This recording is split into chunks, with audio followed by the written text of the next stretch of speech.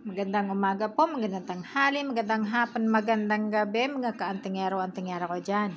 Sa video po na ito, pag-uusapan po natin ang tungkol po sa dalawang klase na agimat po or mutya. Ito po ay tinatawag na rodashka and ito po ay mutya ng suso. Anyway po, bago po ang lahat, sana ay nasa mabuti kayong kalagayan at syempre po, sana marami swerte ang dumating sa inyo. At kung ang video po na ito ay hindi para sa inyo, please skip. At kung kagaya ko po kayo na mahilig magkolekta ng mga ganitong mga bagay-bagay, halina po tayo, wag na tayo magpaligoy-ligoy pa, pero wag po pang makakalimot magdasal sa mahal na Diyos. Halina po tayo. Ang po na ito, itong beads po na ito ay bunga ng kahoy. Ito po ay tinatawag na rudrashka. So, makikita ninyo po, ito ay nilagyan ng para ng butas. Ayan, butas. Para magi ito pong beads. Kasi ito ginagawa po na parang rosary po sa atin, pero gamit po yan sa India sa pagme-meditate po. Pero ito, dahil ito ay limang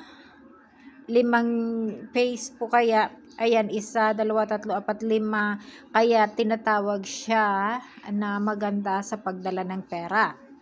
So, ito po, meron po ako niyan na na ginawa ko pong necklace at ginawa kong pendant, and another po ay bracelet. So, gamit ko po lagi kasi wala naman pong mawawala kung magagamit ako ng ganyan na para siyang jewelry ko. Anyway po, so ito ay na-cover na natin. Ngayon po, ito pong na ito ay ang tinatawag po na mutya ng suso. Ayan po, makikita ninyo.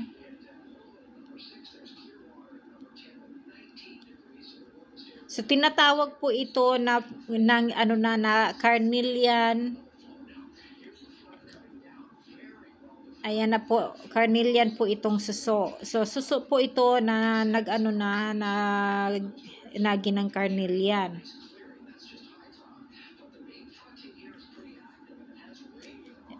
Ito po ay millions of years ago na ang nakalipas po, kaya ito ay naginang